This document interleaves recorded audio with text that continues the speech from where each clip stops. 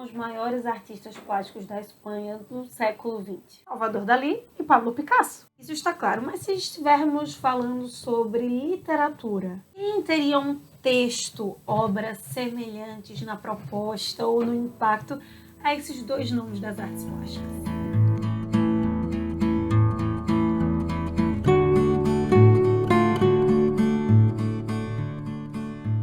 Temos para hoje Sanches e Dulcineias. Eu sou a Larissa Bertolino, você está no canal Uma Garota que Chateia, quando nós tratamos de literatura, sempre partindo de pressupostos, personagens, temáticas. De alguma forma interage, um aporte, saio no nosso queridíssimo Dom Quixote de La Mancha. E falando em arte, cultura, obras hispânicas, ou melhor, espanholas, Dalí e Picasso se destacam na arte desse país, também mundial, porque digamos que eles perturbaram o conceito artístico que existia até então.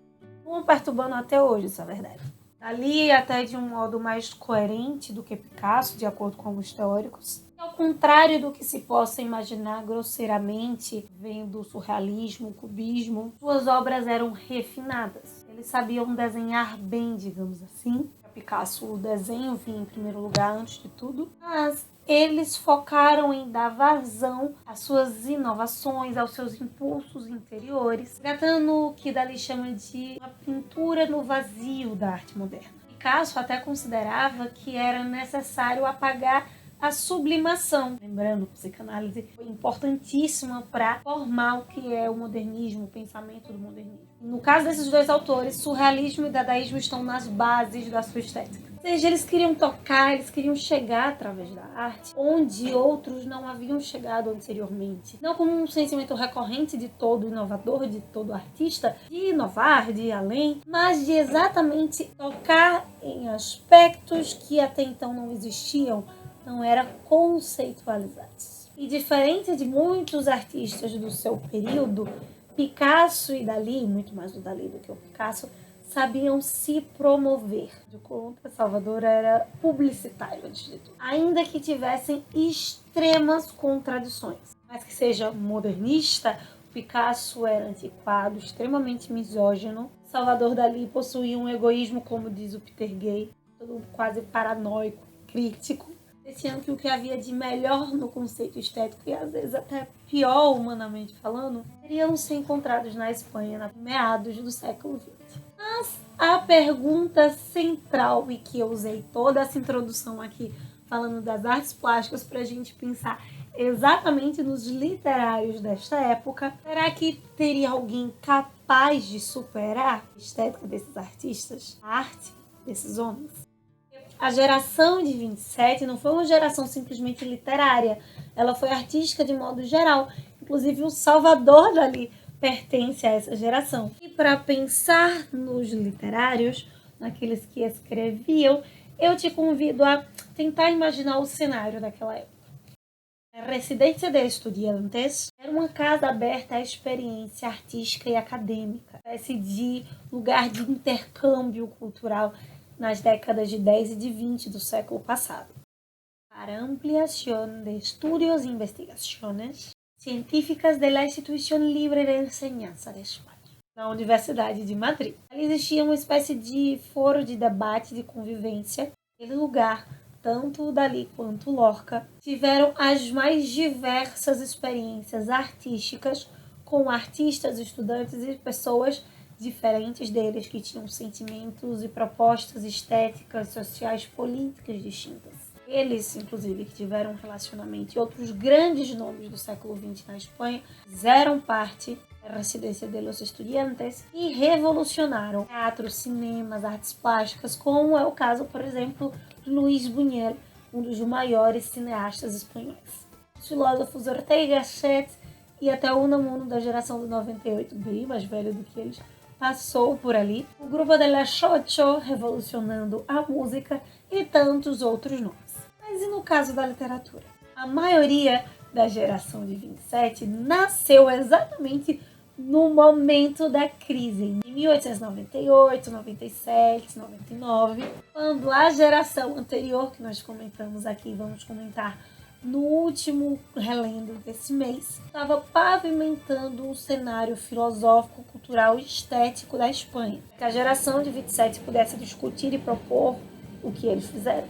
O marco se dá em 1927, que é mais um centenário da morte de Góngora, e é feita uma homenagem ao poeta barroco José María Romero Martínez no Ateneu de Sevilla. Mas nessa época, com esse sentimento, com esses aniversários em Madrid, é que surgem inovações, reflexões sobre esse tema mais relevantes. Propõe discussões para a literatura, para a renovação literária, o que faz com que esse período de 27 seja então considerada a idade de prata da literatura espanhola. Iria mais ou menos ali da Segunda República até a Guerra Civil, de 31 a 36, mais ou menos, tendo seu auge de explosão para que se consolidasse em 31, o ano de 1927. Esse clima de rememorar Góngora inspirou vários artistas de modo coletivo e individual. Lembra quando nós falamos sobre o Barroco várias vezes no início desse ano, o Quarteto Magnífico, sobre as grandes diferenças entre Quevedo e Góngora, a sua forma poética? Os artistas, os poetas de 27, vão atrás de Góngora para encontrar novas fórmulas poéticas, sem romper gritantemente com o tradicional. Ao contrário, eles querem valorizar a poesia gongorina, de outros autores clássicos, e as formas populares. Por exemplo, o Romancero é um texto que vale um vídeo especial só para ele e que vai ser extremamente utilizado nessa época. Adicionando, claro, influências do surrealismo. Olha o Dalí aí de novo. Influência, né, do inconsciente para alcançar a beleza absoluta acima da realidade, né, chegando ao surreal. Renovando as intenções estéticas, uma imagem pura, um som puro e as cores, as formas extremamente puras, arte pela arte. Dessa forma, os grandes temas da arte, como morte, amor, destino, homem, poesia, ganharam ainda mais força, novos olhares sobre elas, mas carregado de lirismo, seja em formas populares, clássicas ou em verso livre. O que importava era fazer arte, respirar através da arte. E se um pouco desse pensamento de 1927 que parece ou lembra um movimento antropofágico nessa mistura de rever a tradição, criar algo novo, algo com um estilo próprio, não é mera coincidência. A diferença é que no caso da geração de 27, da Espanha, o vetor do estrangeiro entrando, sendo adicionado a essa estética, é bastante controlado, apesar sim de uma influência cosmopolita dos grandes centros urbanos, sobre a qual nós falaremos ainda várias vezes esta semana. Se você se identifica, acha interessante, gosta dessas temáticas, especialmente essa proposta poética, quer uma poesia que reflita o seu espaço urbano e a sua percepção homem pós-Freud, esse conflito consigo mesmo e com a arte, eu te sugiro 3 nomes da geração de 27 e você precisa então ler para ontem.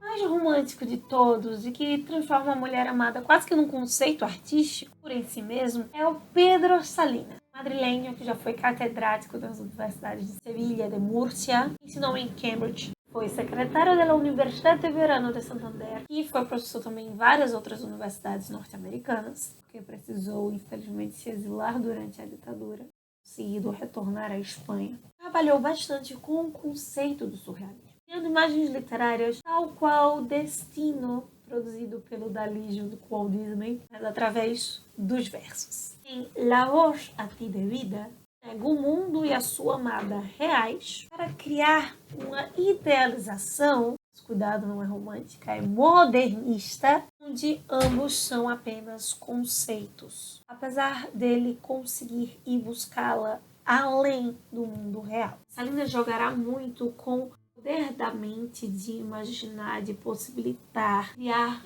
novos mundos, a partir do momento em que se percebe ao realmente se está. O Nobel da época, mais especificamente de 1925, Gerardo Diego foi um catedrático e apenas membro da Real Academia Espanhola de Língua e unicamente o órgão mais importante de língua espanhola. Ele possuía uma produção extensa, toca na temática do tradicional. Ele toca em assuntos que a poesia sempre abordou, como a música, o amor, a fé, em estruturas como os poemas romances e os sonetos. Então você me pergunta, cadê o quê de Picasso que de Dalí no Gerardo. Gerardo Diego foi o pioneiro do criacionismo literário. A ideia que buscava ser uma espécie de álgebra da linguagem, usando signos e sentimentos estéticos, para fugir daquilo que seria a substância da palavra. Lembrando, estamos na crise do referencial, tentando desenvolver então essa que seria a nova linguagem, a nova expressão do homem do modernismo. Por exemplo, Gerardo Diego não usava pontuação, criava imagens extraordinárias, formava através da disposição versos de modo tipográfico distinto.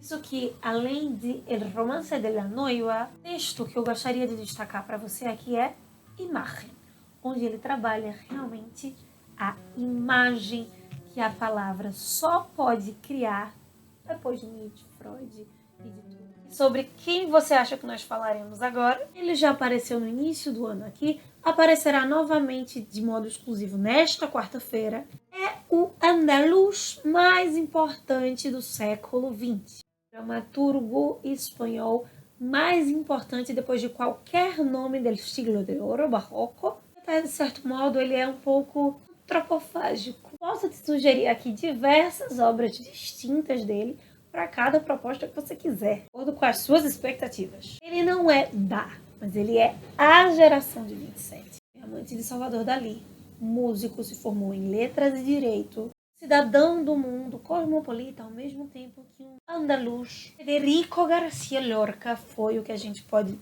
considerar de gênio. Criatividade avassaladora e fora do normal. Ele foi para as letras e para o teatro o que Picasso e Dalí foram para as artes plásticas.